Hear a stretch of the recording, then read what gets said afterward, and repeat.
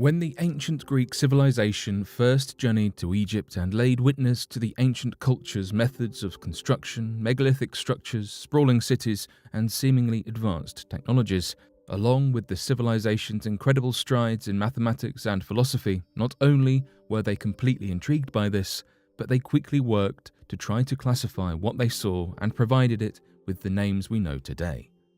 When the ancient Greeks came across the large stone structure that depicted what they presumed to be a lion with the face of a man, reminding the Greeks of the stories of the Sphinx recorded in the struggle of Oedipus, they quickly named the structure the Sphinx as an ode to their own culture seen in the Egyptian culture. However, outside of this original encounter, nothing else was known surrounding the strange structure. This, in turn, has caused various discoveries to be made about the structure and various theories to be put forward in order to explain the origins of the structure. Is there evidence of water erosion?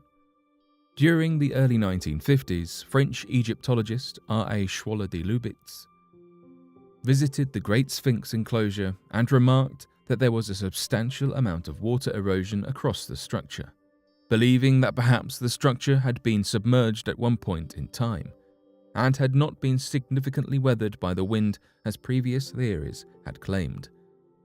Shortly after this claim, Schwaller was labelled a mystic and slandered by countless other archaeologists, who believed that Schwaller was making up the claim to appeal to a fringe group of theorists at the time.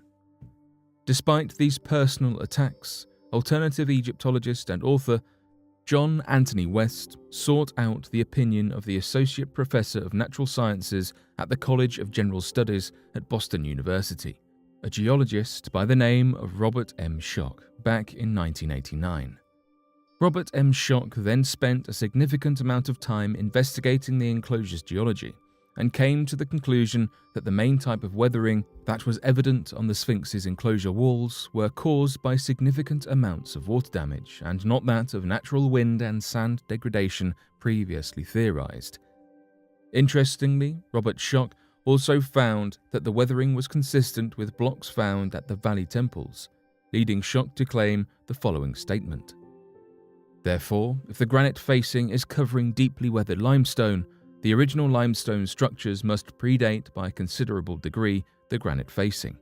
Obviously, if the limestone cores originating from the Sphinx ditch of the temples predate the granite ashlars, granite facings, and the granite ashlars are attributable to the Khafre of the 4th dynasty, then the Great Sphinx was built prior to the reign of Khafre. Given the fact that the Egyptian government is keen to maintain the history that the ancient Egyptian civilization was responsible for the megalithic structures and not some unknown civilization that predates their culture, it would explain why efforts had been made to cover up the findings over the decades. Today, the water erosion hypothesis is still shunned by the Egyptological community. There's also been a lot of conversation about the secret tunnels under the Great Sphinx. Back in 1987, a Japanese research team from Tokyo's Waseda University began an extensive underground survey of the regions surrounding the Great Sphinx statue, utilizing groundbreaking technology at the time known as the electromagnetic sounding survey radar, in an attempt to better image the sunken regions of the Sphinx statue. Under the direction of lead researcher Sakuji Yoshimura, the team got some of the most accurate 3D rendered images of the statue ever seen, with the strange revelation that no one had seen coming. For some unknown reason, the Japanese survey team discovered an extensive system of cavities and tunnels inside and underneath the Great Sphinx monolith that were believed to have been previously undiscovered. According to the team, south of the Sphinx was a hollow tunnel believed to have been 2.5 meters wide and 3 meters tall, connecting two chambers, a small and large chamber that appears to connect to additional tunnels that stretched north, south, and southeast of the Sphinx's direction. Portions of shafts were found in unconnected areas beneath the Sphinx, with additional cavities found inside the structure of the Sphinx and beside the body of the Sphinx, unconnected to the tunnels beneath the monolith. None of these findings have been pursued after the survey, with many denying the existence of the tunnels and shafts despite the mountains of clear imaging evidence gathered under the direction of lead researchers. Another question that's been put forward is the Sphinx really a Sphinx? Originally a theory put forward by the groundbreaking author Robert Temple, there appeared to be overwhelming evidence that the Sphinx we know today was actually an attempt made by a pharaoh of the 4th dynasty to do nothing more than to claim the works of those before him. Evidence for this can be found when analysing the head-to-body ratio of the large Sphinx statue. The head on the Sphinx is so small compared to the rest of its body that researchers had often believed, upon first sight, that it could have been grinded down from a much more massive structure. The second piece of evidence provided by the hieroglyphics located at the temple of Temtufa that outline in great detail that the original god of ancient Giza was Anubis, and the accounts and images of Anubis in his jackal form are drawn all throughout the site in the same pose as of the body of the Sphinx, with no mention of a lion of any kind at that ancient city. Interestingly, this exact same pose was discovered in one of the only tombs of an Egyptian pharaoh ever discovered that had been completely undisturbed since his burial, the tomb of Pharaoh Tutankhamun.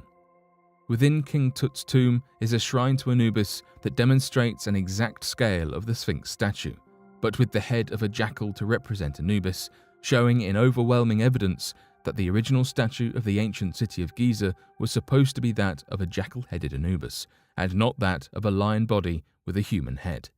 So, where do we get the idea of a human head and a lion body?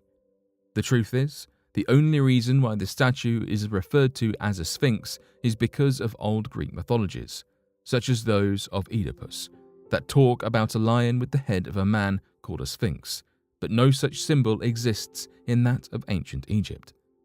This means that the hieroglyphic texts that describe the Sphinx with a human head to represent the pharaoh of the 4th dynasty were nothing more than forgeries, and these were by the then pharaoh to take credit for a great statue of which he had not created nor designed. In fact, a pre-dynastic pharaoh gives a great account about providing his royal dog as a grand burial at the site of ancient Giza. In this text, his argument for why he had such a royal burial for what has been speculated to be his guard dog was due to his want and need to have the dog buried before the great god Anubis, not only definitively proving that the Sphinx was originally that of the god Anubis in the jackal form, but also that the structure itself was created during the pre-dynastic times, long before any pharaoh could claim ownership of its creation.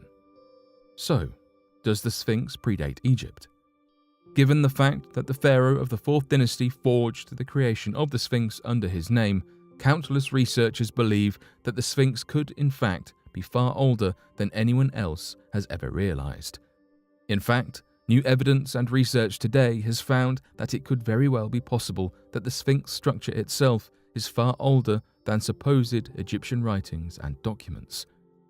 One of the main reasons for why the Sphinx has been dated its current age of 4,511 years old is not due to carbon dating or other reliable efforts made to accurately measure its date, but rather because of ancient Egyptian hieroglyphics and documents that detail that the Sphinx was supposedly created during the reign of Egypt's 4th dynasty. Unfortunately, it was recently discovered that these documents could very well not be legitimate, and that the pharaoh of the 4th dynasty forged them for the sole purpose of taking credit of another past pharaoh's work. A common practice amongst pharaohs to rewrite history and take the honor of a past pharaoh's lifelong efforts. This could very well mean that not only was the creation of the Sphinx older than that of the dynastic reigns of Egypt, but that perhaps the structure is older than the Egyptian civilization themselves. Further evidence of this theory can be found when analysing the recent archaeological finds of strange bones discovered all throughout ancient Egypt. It is well known amongst Egyptologists that the ancient Egyptians treasured animals of all kinds, believing them to be the representation of their gods. It is due to this observation that strange structures and bones from animals all around the world, even from areas previously believed to have not been operating open trade routes, have surfaced all across ancient Egyptian cities. Described as Egyptian zoos, strange hieroglyphics and designs have come forward showing evidence that not only were the early Egyptians capable of owning strange beasts from around the world, but that they possibly possessed an extinct species of woolly mammoth. Dubbed as the world's first zoo, a 6,000-year-old ancient Egyptian cemetery was uncovered filled with the remains of wild animals from all around the world, that should have been unable to collect from the reaches of early man for thousands of years to come. Skeletons of ostriches, crocodiles, leopards, and other exotic animals were found alongside pools of water, large fenced-in cages, and a potential animal hospital filled with removed molars, teeth, claws, and evidence of animal surgeries. Though the importance of animals regarding the Egyptian religion was widely known, the evidence of the global reach of the species available to them, including species long believed to be extinct, has been a mystery that even the most elite of archaeologists and Egyptologists have failed to explain. This is odd though, mostly due to the fact that it is widely believed by historians and archaeologists all around the world that the oldest civilization to exist was merely 10,000 years old. However, evidence in the fossil record shows that the modern-day intelligent human has been around for more than 500,000 years. If this is true, why is it then that the oldest cities don't start appearing until past 10,000 years? It might have to do with the evidence of the extinct animals recorded at Egypt. The woolly mammoth was one of many distinct megafauna that went extinct at around the same time in the fossil record, merely 10,000 years ago. These extinct species included the mastodon, short-faced bear, the giant ground sloth, and many others.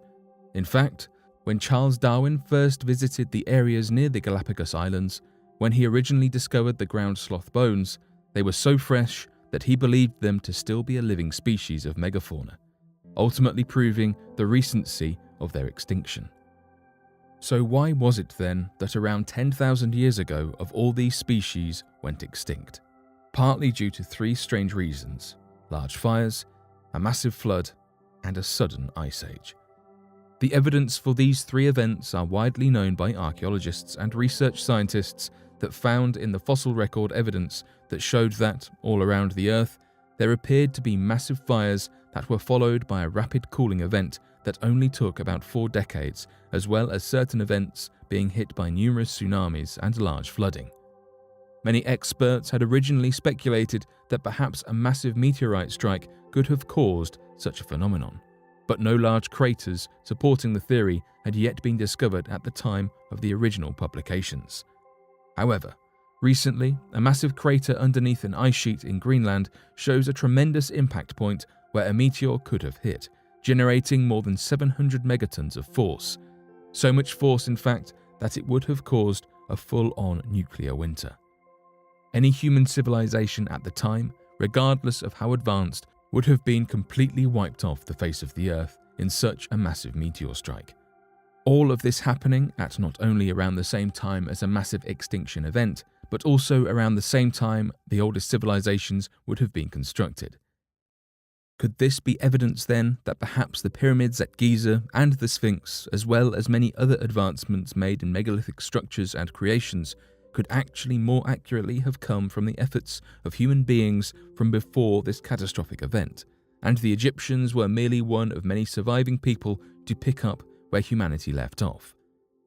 Given the incredible advancements we have made in the past 10,000 years, this could very well mean that the humans before the event could have been significantly more advanced than we are today, and the old stories of gods and kings could very well have just been the technological advancements before humanity had to reset due to such a catastrophic tragedy.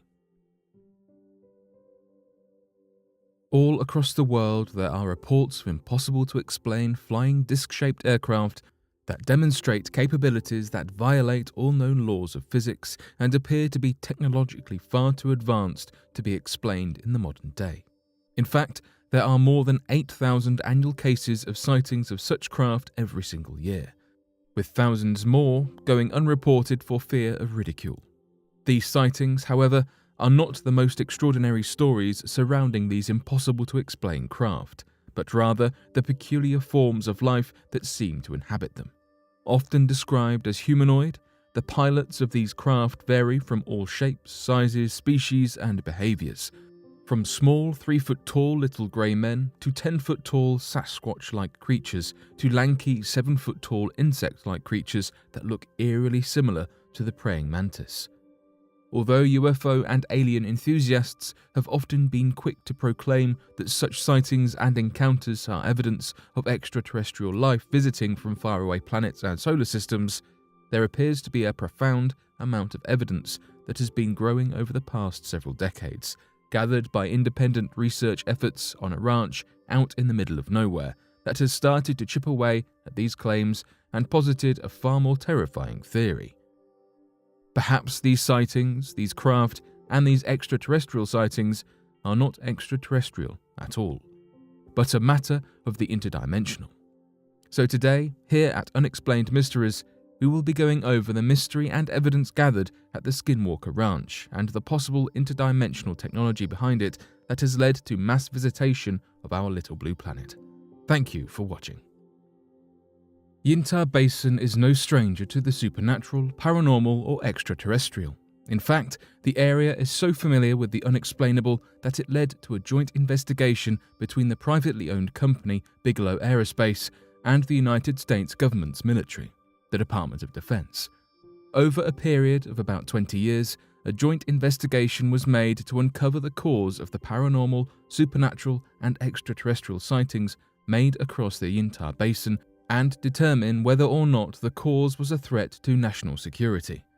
This led to the purchasing of a piece of land that would later be referred to as the Skinwalker Ranch, due to the region's massive amount of sightings of a terrifyingly humanoid monster known as the Skinwalker. In his book titled The Hunt for Skinwalker Ranch, co-author George Knapp discusses how the ranch, previously owned by a family known as the Gorman family, appeared to be a focal point of the unexplainable activity, featuring anything from sightings of little grey aliens, Bigfoot, skinwalkers, direwolves, unidentified flying objects, and poltergeist activity. Interestingly enough, over the 20 years of investigation, a surprising amount of evidence came forward that would help to explain the previously believed paranormal causes into something far more evident of advanced technologies. As is common with alien abduction stories, many abductees will often claim that evidence of an abduction having taken place is experiencing a dramatic sudden loss of time.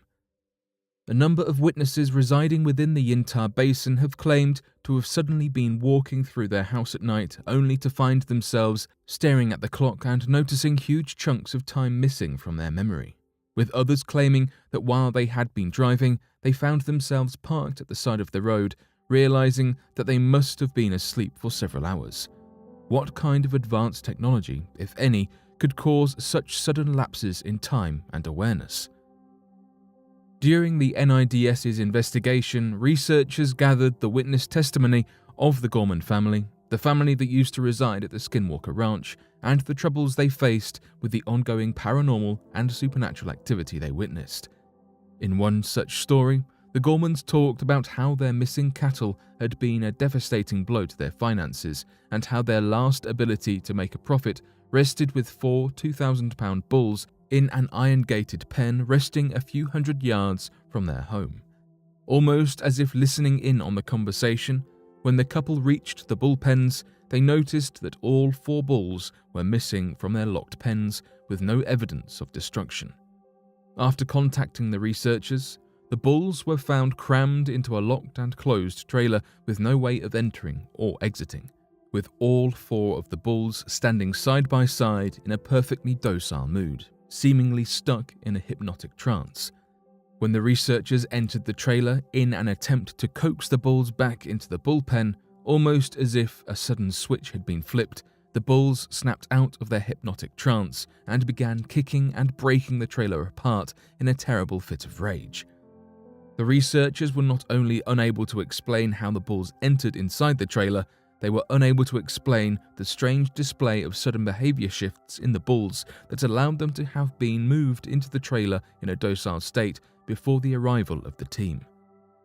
Despite this lack of explanation from the researchers, however, Unexplained Mysteries proposes a theory as to the cause of the bulls' sudden behavioral shift. Back in 1964, the neurological researcher Jose Manuel Rodriguez Delgado, later referred to as the pioneer of electrical brain stimulation, conducted a dramatically demonstrated research test that could prove the viability and theory that electrical brain stimulation, when applied in controlled manners, could not only manipulate an organism's muscle movements and contractions, but could more than influence the creature's entire behavior as well. Known as the stymorceiver, Delgado invented a small device that could be implanted into the brain of an animal and used to give remote-controlled electrical stimulation to specific parts of the brain for controlled behavior. After conducting brain surgery to impact his electrode into the skull of a Spanish bull, Lucero of Cordoba, Spain, Delgado got into the bullfighting ring with the creature, surrounded by a crowd of onlookers, and waited for the bull to charge him. When it did, Delgado activated his remote-controlled electrode only a few meters from being hit by the bull, which instantly caused the raging bull to come to an immediate halt. Almost in an exact instant, the bull seemed to lose all of its aggression and violence and laid down in a calm and relaxed demeanor. Just like the docile behavior of the caged bulls on the Skinwalker Ranch, Delgado's bull seemed to become completely oblivious to the presence of Delgado and went into a hypnotic, dull state. Could electrical brain stimulation have been the cause for the Skinwalker Ranch bulls suddenly becoming docile and being led into a tight and compacted trailer? Oddly enough, the NIDS's research group found that the iron gate that fenced the bulls in were suddenly completely magnetized around the area. The magnetization of iron was most likely caused from a powerful electromagnetic field in the region of unknown origin. This heavily implies, however, that only moments before the bull's strange personality shift, there was a powerful electromagnetic field that suddenly arose and caused the bulls to undergo a specified and controlled behavior. Rather than the paranormal ability of a poltergeist, a conscious intelligence with advanced technologies capable of creating strong electromagnetic fields could have used such technology to apply specific electrical brain stimulation and lead to the docile hypnosis and control of the Skinwalker bulls, just like Delgado's experiments demonstrated more than 60 years ago. Could it be that when individuals experience a sudden loss of time and undergo hypnotic trances shortly before and after an alien abduction event, they could be the victim of an impossible-to-explain electrical brain stimulation caused via a powerful but direct electromagnetic weapon used by otherworldly beings? Interestingly enough, another recorded story from the Skinwalker Ranch researchers could prove to be a profound piece of supporting evidence for this claim. One of the strangest pieces of supernatural encounters from the Gorman family was that of the instantaneous cattle mutilation that took place no more than about 20 feet away from them as they fed their livestock. According to the Gorman family, their cattle had been in a small field together with a baby calf resting beside its mother as the cows were being fed. Suddenly, the family claimed that the mother cow began bellowing sadly as it ran in circles with a partial limp that seemed to be a form of temporary paralysis. When the family walked to the cow to see what was wrong, they noticed that the calf had been cut open and picked completely clean with a precision that was more akin to surgical tools. In a few seconds, it took them to walk from the calf down the field 20 feet and then back again. When the researchers investigated the mutilation, they found that the hide of the calf was too thick to have been cut by a knife and would have required surgical tools and a large amount of time to have performed the procedure, leaving behind nothing but an untouched head and a skeleton picked completely clean. Although the family claims that next to no time had passed, could the entire area have been under the influence of an electromagnetic field that caused a docile hypnosis and temporary amnesia that led the inhabitants into believing no time had passed while an unknown entity conducted a mutilation experiment in the field unseen?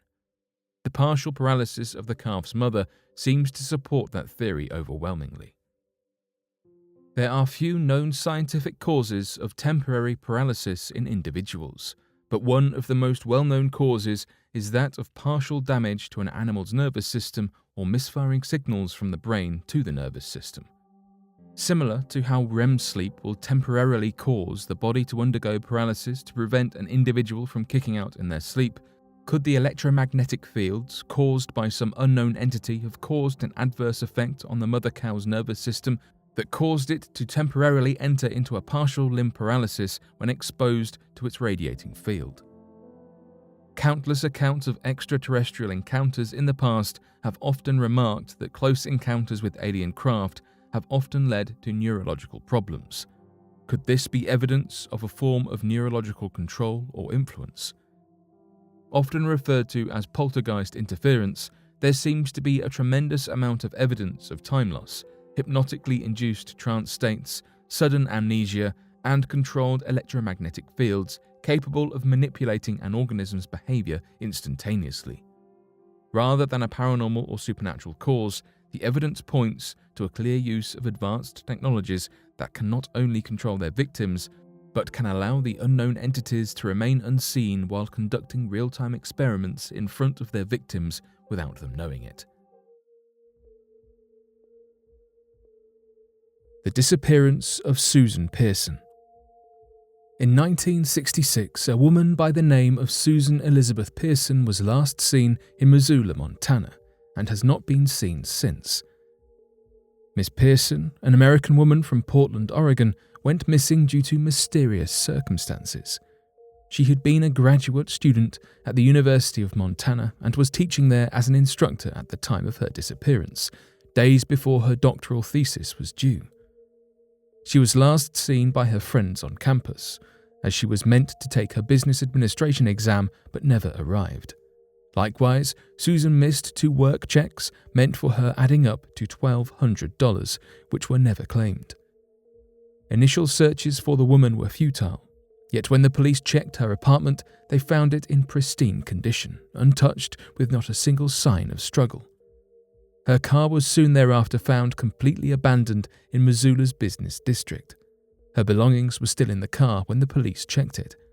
They found her keys, purse, and other necessities inside, ones that any sane person would never leave unattended.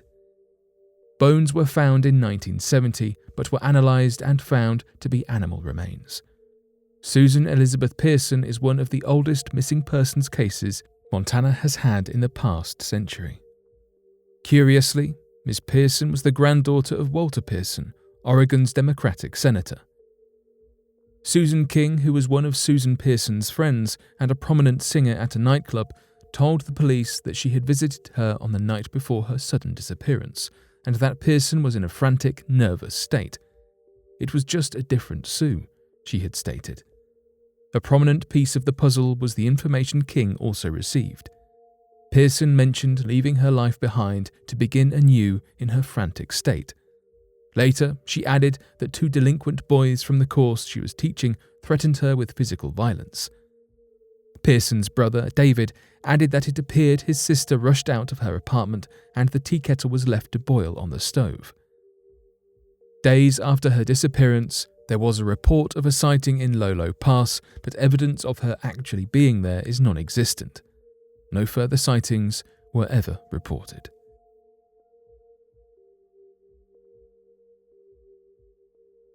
Sheriff Herbert Sherman abducted by aliens. When it comes to aliens, there are 2 types of people, believers and skeptics. Some wholeheartedly believe in the existence of extraterrestrial beings and that they come from planets in the solar system and travel in what appear to be flying saucers in the night sky, or otherwise known as UFOs. Others dismiss the idea entirely as a total sham. And then, of course, there are those who are stuck in the middle, who do not necessarily believe in their existence, but are also not completely shut to the prospect and rather prefer to keep an open mind pertaining to the matter. Whatever side of the alien belief spectrum you find yourself on, one police officer's experience in 1967, Herbert Sherman, may just influence you in that regard. One fateful and otherwise uneventful winter night around 3 a.m. on December 3, 1967, Sherman was going about his usual policing duties in Ashland, Nebraska. He was patrolling the highways and just so happened to be along the intersection of 2 intersecting highways, Highway 6 and Highway 63. As he was veering onto Highway 63, that is precisely when something caught his eye. At first glance, it appeared to be flashing red lights on what he thought initially was a truck. However, as he proceeded to get closer and flashed his own patrolling vehicle's lights, he realized he was mistaken. It was not a truck.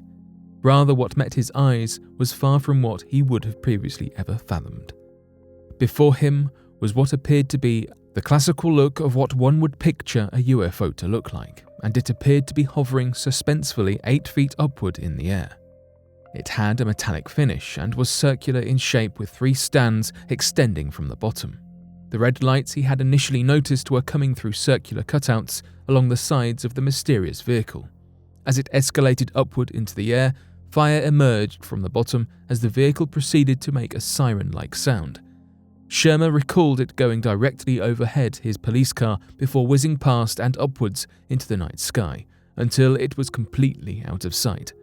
Sherman could not believe what he had just encountered, but made sure to make a cursory note of his experience in his logbook, duly noting the time at which the sighting had taken place.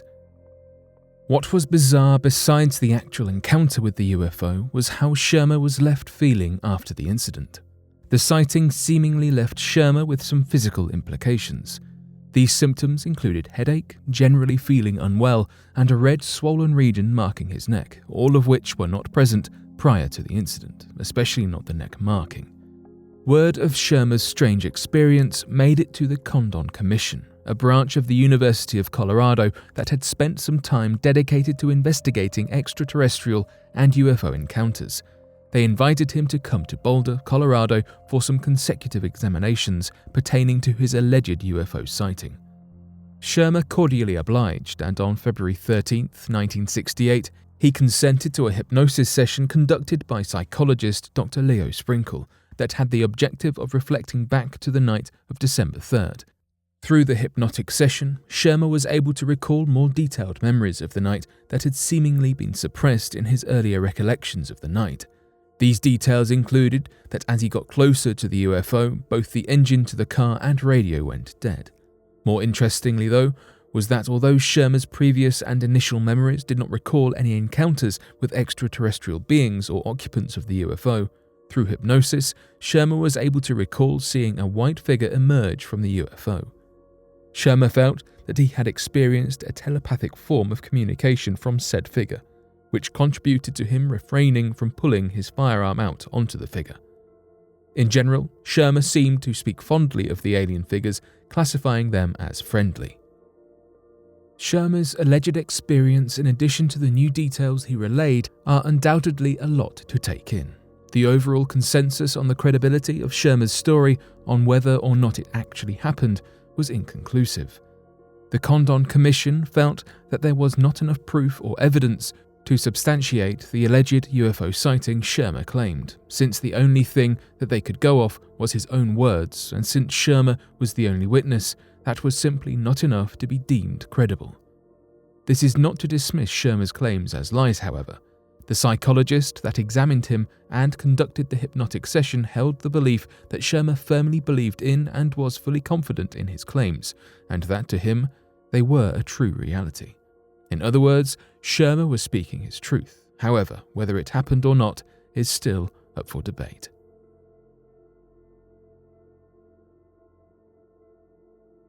An eventful dawn at Silbry Hill. Similar to the alien-esque sightings with Sheriff Herbert Sherman, another police officer would have an alien-like encounter. Silbry Hill, which is located in England within the Wiltshire county of Avebury, is not exactly a stranger to the extraordinary.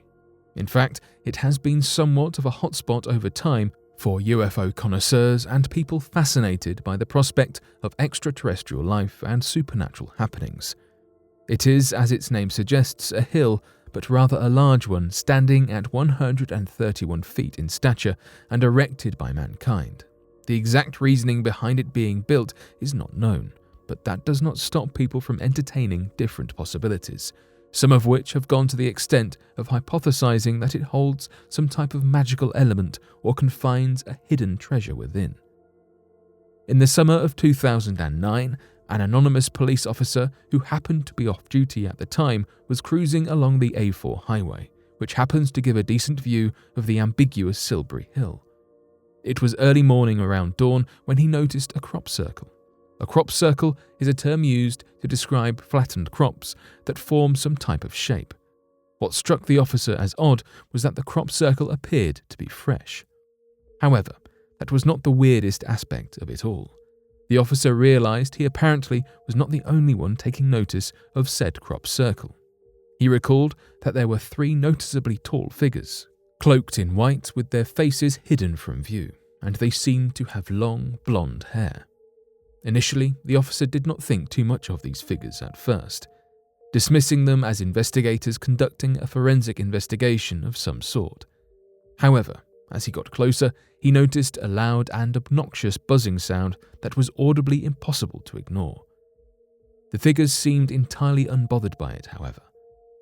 The officer continued to come closer and even made the daring move of trying to catch their attention by calling out to them, to which he received no notice or response. The officer noted that something strange seemed to be happening from within the crop circle.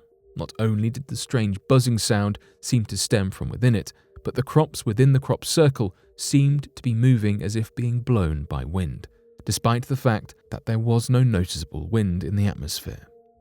Everything aside from the crop circle was perfectly still, which further suggests that the crop circle must have been moving due to a factor other than wind, perhaps an engine of some sort.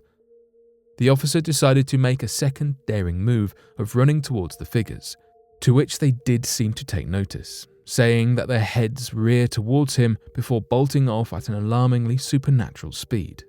After they disappeared, the buzzing sound was still very much present. That is precisely when the officer got cold feet and decided to return to his vehicle for safety. Similar to Sherman's case, the officer at Silbry Hill experienced an excruciating headache for the whole day after his bizarre encounter. The officer submitted a report to his department. However, due to the fact that he had been off duty at the time of the occurrence, there was no investigations into his claims. Although there were no other witnesses besides the officer himself, or at least none that have come forward, strangely enough, there were other uncanny accounts from people who had noticed an odd black helicopter hovering in precisely the same location. It is not exactly the same as a witness account, but what are the odds of a strange, unmarked helicopter being at the same spot? Is it pure coincidence, or perhaps a subtle confirmation of the officer's extraordinary encounter? With all of the talk of bizarre alien encounters and paranormal happenings in today's video, where does that leave you? What is your take on these strange police encounters? Do you see these encounters as purely fictional tales, or do you find substance in the claims made by these officers?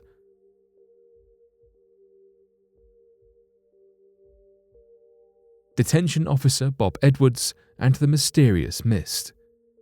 As for ghosts and spirits, they are along the same lines as aliens in the sense that people either believe in them or dismiss them entirely.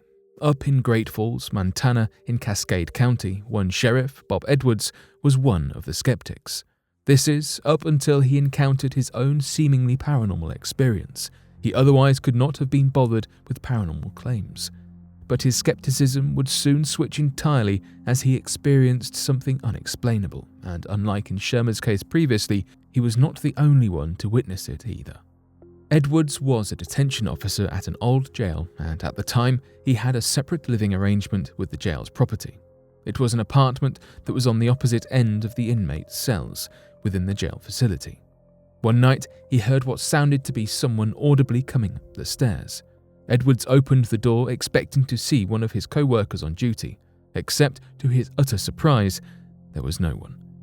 He went downstairs to ask one of the officers on duty that night, Mike, if he had happened to come upstairs or if anyone else had been up. Mike assured him that no one else had gone up and that Edwards was the only one there that night. To Edwards, hearing that obviously did not help in regards to alleviating his goosebumps. That would not be the end of it either. In fact, one could say things were just warming up. Later that night, both Edwards and Mike witnessed something strange over the video surveillance. What appeared to be captured on the display screen was some sort of white mist that Edwards compared to someone puffing out clouds of cigarette smoke. Mike decided to go investigate the location of the jail that the surveillance was capturing, while Edwards stayed behind still examining the live surveillance. That is precisely where things took an especially spooky turn. When Mike went to the designated location, he did not notice anything out of the ordinary, nor did he see the mist that was on the video footage. Meanwhile, Edwards, who was keeping a keen eye on the surveillance, could still visibly see the milky white mist very much present, even though Mike was not seeing it with his naked eyes before him.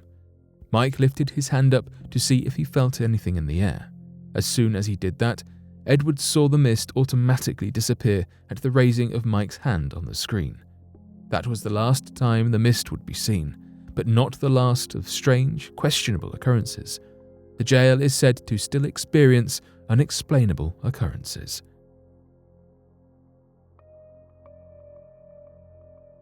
Sam Heslop disappearance. A British flight attendant called Sam Heslop disappeared on the 7th of March 2021. Since then, police still have no idea what has happened to her or where she is. The former flight attendant was on the sea sailing with her 41-year-old boyfriend, Ryan Bain. The pair were out in the Caribbean when she went missing at the start of March. Since then, police have been trying to find her, though Ryan Bain has suggested she fell overboard and drowned. Ms. Heslop's friends and family have demanded a thorough search of Bain's yacht, Siren Song, but Mr. Bain has refused the search of his yacht despite the fact it was the last place where Ms. Heslop was seen alive. Currently, the Siren Song is moored in the US Virgin Islands, and the Virgin Islands police spokesperson Toby DeRima has stated that a warrant is required to search the yacht. They cannot search without a court-sanctioned warrant, and admits they hoped Mr. Bain would simply allow them, but did not. Ryan Bain has remarked how distraught he is over his girlfriend's absence, but he only reported her as missing over 10 hours from the moment she disappeared. Her family and friends are deeply suspicious of his behaviour. A lawyer has been contacted by Mr. Bain, and when questioned about why he refuses to allow the police to search the premises of the yacht, he has argued that he exercised his constitutional rights to remain silent. According to Mr. Bain, he woke up at 2:30 in the morning by the catamaran's anchor alarm, and that was when he first realised his girlfriend was gone. They matched on Tinder the prior year in July and have been together for a total of 8 months. On the night of her disappearance, witnesses have revealed that the couple went out for a dinner at a restaurant and left at 10 p.m, only for a scream to be heard at around 2 in the morning, the time she allegedly went missing.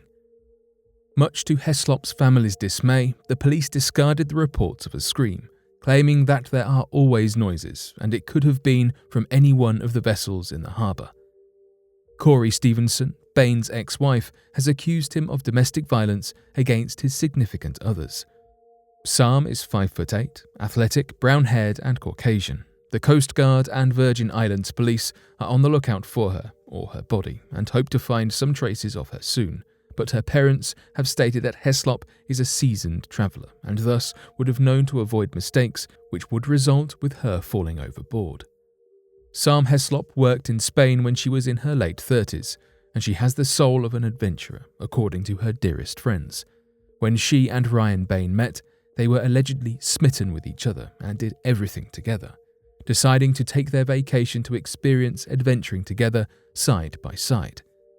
Heslop's family and friends are desperately worried for her, but with each passing day, the likeliness of her being found alive dwindles. The world is abundant with horrors great and small. There are mysteries that are fated to forever remain unsolved, never concluded, always merely speculated upon. While it seems that the mystery of Susan Elizabeth Pearson is destined to be placed into the cold case hall of unfortunate fame, whether or not that same fate is to befall Miss Sam Heslop is yet to be determined. The case is still ongoing, and we can only hope that she will be found, or that at the very least, her family will gain some sense of closure in the near future, and if it turns out that foul play did occur, that justice will be served.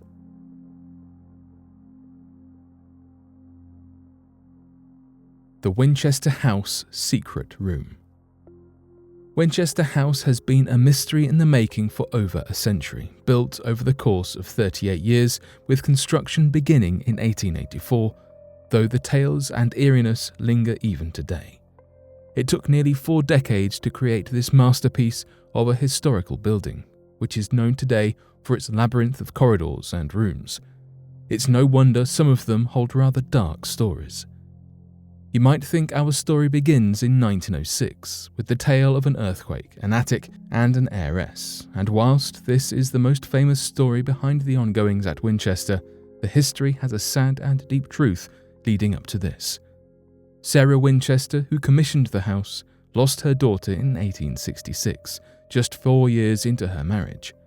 This loss was shortly followed by the death of her father-in-law in 1880, and then her husband in 1881, just 1 year after. With so many consecutive tragedies, Sarah became convinced she was cursed. She had a life riddled with paranoia and turned to a medium to help find answers, solutions, and explanations. Perhaps not the one she had hoped to hear, Sarah was told that for each life that had been taken by a Winchester rifle, their spirit would return as a ghost to haunt not only the house, but also Sarah and her family. According to some, such as the Smithsonian Magazine, the medium advised that Sarah should move out to California, where the Winchester house now stands. The medium allegedly also told Sarah to begin to build a home that would satisfy these spirits, ghosts, and ghouls, and alleviate the family curse. Heeding this warning, Sarah left Connecticut behind and began building in 1884 in California. Some speculate that the construction crews worked for 24 hours a day, every day of the week, until Sarah's death in 1922. This supposed fact has since been debunked by historian Mary Jo Ignoffo, who stated to California Home Design that Winchester's own letters explain that she sent workers away for months at a time. This staggered and strange design process, whether that is continuous labour or months of inactivity, has certainly led to a bizarre set of architectural features within this house, with staircases that lead to nowhere, doors with nothing behind, windows that overlook rooms, and the seemingly endless maze design. The house reached a staggering 7 stories before an earthquake in 1906 knocked the highest 3 down. Many modern-day visitors have guessed that the confusing, maze-like design was intentional, a way to mislead the ghosts and deter them. Perhaps Sarah hadn't heard they could walk through walls. Then again, our more level-headed historian, Ignoffo, concluded that the random doors and staircases that we can see today were simply quick fixes to seal off the damage this landmark had seen as a result of the earthquake. During the 1906 earthquake, Sarah became trapped inside the attic room, stuck listening to the winds raging outside. Sarah concluded that the spirits were angry, prompting the earthquake as a symbol of their discontent, and her short time in captivity was a form of punishment. She boarded up the attic she had become trapped in and never entered it again. This room remained hidden away for over a century. Before 2016, descriptions of the house detailed 40 staircases, 2,000 doors, 47 fireplaces, and upwards of 10,000 windows. It wasn't until 2016, however, that the attic room was stumbled across, despite the lengths of this house being stumbled through countless times. This brought the room count up to a staggering 161. Haunted Mirror up for auction. There are 3 ways that you can get to know more about the captain of the Titanic, named Edward John Smith. Because he went down with the ship, you, unfortunately, cannot sit down and have a chat with him. However, if you were a time traveller, you could go back and meet him. Another way is by doing a classic internet search to learn more about his life. The last method is by glancing into his mirror. Before the captain set sail, he had left one mirror on his dressing table. Perhaps it was the last mirror he had ever looked into before he left the shores. 110 years later, this antique now is deemed to be possessed by his ghost and was recently up for auction. The first spirit encounter was when his maid took the mirror back home and claimed she could see his face appear annually when it came to the Titanic's sinking anniversary. It was passed down in her family line until somehow ended up abandoned. Then, a man named David Smith found it and had it locked in a vault of his for over 5 years, accompanied by a small handwritten note about the mirror's ghostly past. Finally, the mirror left the vault and was put up for auction. It was a museum from Las Vegas that eventually won the bid, forking out over £2,800 for the rights to own it. Perhaps, if you are lucky, you might just be able to come across this mirror for yourself one day upon the next anniversary of the Titanic. As you gaze into the glass, do not expect to see your own reflection. You might just find yourself standing face to face with the ill-fated captain himself. The mystery of the USS Scorpion. The USS Scorpion was a United States nuclear-powered submarine that launched at the end of 1959. Part of the Skipjack class, a group of submarines with a new teardrop hull and reactor, it began its service with the US Navy in 1960. It mysteriously went missing on the 22nd of May 1968 in the Atlantic Ocean, along with its 99 crew members. Interestingly enough, 3 other submarines disappeared that year from the French, Israeli, and Soviet navies. The Scorpion began its career with a 2-month deployment to Europe from Connecticut in August 1960. It returned within a few months and then spent the next 2 years training along the eastern US coast. The crew specialized in developing and practicing warfare tactics for nuclear submarines. They practiced in the waters near the US, Bermuda, and Puerto Rico, both as attacker and defender. The Navy sent the Scorpion on a transatlantic patrol in 1964 and a European patrol in 1965. The officers and commanders were praised and earned awards for their merit and achievements. In 1967, the Scorpion was supposed to receive a thorough overhaul. It was to undergo testing and repairs to determine all of its programs functioning. The Sub-Safe Quality Assurance Program demands an intensive research period that can span for months. However, this was at the height of the Cold War, so there was pressure to cut corners and pass subpar equipment because the Navy feared removing a nuclear submarine out of their waters for too long. Despite its equipment long overdue for repairs and corrections, they reduced the overhaul time and waived their essential requirements to send it back to sea. The Scorpion soon after travelled to the Mediterranean but suffered a few problems with its electrical and refrigeration systems. Now 1968, it was leaving Spain to head home when the Navy ordered it to travel towards Soviet vessels in the Atlantic. It was tasked with merely observing the Soviets' activities and reporting back, as they had a guided missile destroyer and 2 fast nuclear hunter submarines. From midnight 20th of May 1968 to the following midnight of the 21st, the Scorpion attempted to radio their naval station in Spain. The message failed to get through and reached a post in Greece instead, who then forwarded it.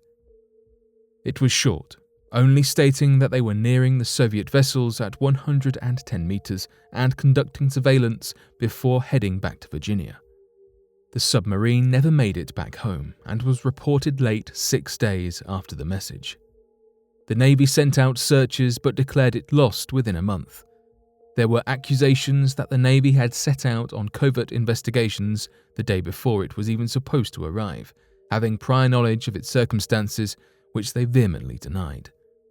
5 months after its disappearance, search teams discovered sections of the USS Scorpion on the Atlantic seabed at 3,000 meters, about 740 kilometers southwest of the islands where the Soviets were training. The Navy revealed that they possessed sound recordings of the ship sinking from their underwater listening devices. Although they could hear its destruction, they were not able to conclude why it occurred. There are currently many theories, the most popular one being a hydrogen explosion from changes in ventilation while going to periscope depth. Others include accidentally activating a defective torpedo that struck its own vessel, a torpedo exploding while still inside its case, or a Soviet attack. The Navy's investigations are inconclusive, but they repeatedly visit the Scorpion to measure and observe any uranium leaking and consequent environmental impacts.